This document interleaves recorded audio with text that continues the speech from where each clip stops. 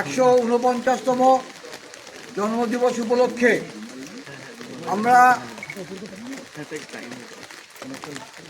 আজকের অনুষ্ঠানের উদ্বোধক হাওড়া জেলা বন ও ভূমি ও পর্যটন দপ্তরের কর্মাধ্যক্ষ।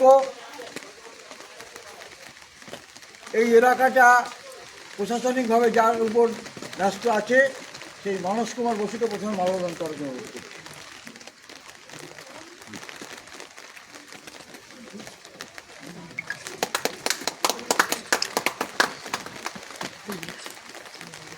বিশিষ্ট লোকসঙ্গীতের গীতিকার ও কবি সাহিত্যিক সোমনাথ চক্রবর্তী মহাশয় দূর বাংলাদেশ থেকে এসেছেন ভারতবর্ষকে ভালোবেসে।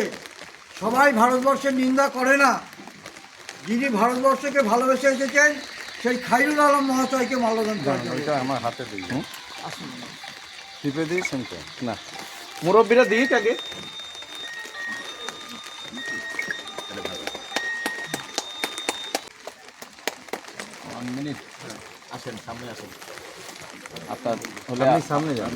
এরপরে মাল্যদান করবে আমাদের সুদূর রায়গঞ্জ থেকে এসেছেন বিশিষ্ট লোকসঙ্গীতের